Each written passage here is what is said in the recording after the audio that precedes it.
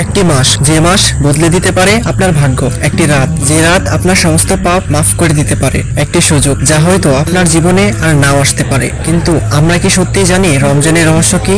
এই ভিডিওটি আমি কয়েকটি ভাগে ভাগ করেছি। তার মধ্যে রমজানের রহস্য ইতিহাস সম্পর্কে জানবো, রমজানের ফজিলত রহস্যময় রাত সম্পর্কে জানবো। আমরা কি সঠিকভাবে রমজান পালন করছি? এই রমজানকে জীবন বদলের মাস হিসাবে কিভাবে আমরা গ্রহণ করব, এই কয়েকটি বিষয় নিয়ে আজকের এই ভিডিও। রমজান শব্দটি এসেছে রমত থেকে, যার অর্থ দহন বা পুরানো। এই মাস আমাদের পাপ পুরানোর মাস, আমাদের আত্মা পরিশুদ্ধ করার মাস।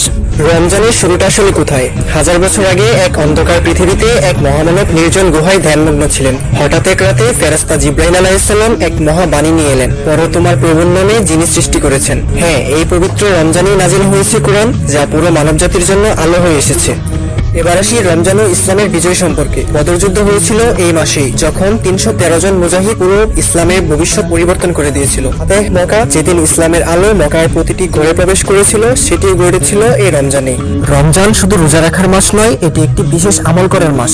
একটি রাত আছে যা 1000 মাসের চেয়ে উত্তম, যাকে আমরা বলি লাইলাতুল কদর। এই এক রাত যদি আপনি পেয়ে যান, তাহলে আপনার ভাগ্য বদলে যেতে পারে। আল্লাহ বলেন, লাইলাতুল কদর 1000 মাসের চেয়েও শ্রেষ্ঠ।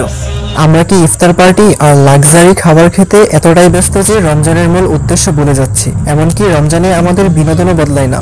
দিনভর ঘুম, রাতভর সিরিজ মুভি, শয়তানের কৌশল।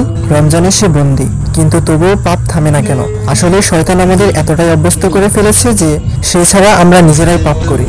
দিন এই জীবন শেষ হয়ে যাবে, এই রমজান আমাদের জন্য শেষ রমজানও হতে পারে। আমরা কি সেই শেষ সুযোগকে কাজে লাগাচ্ছি?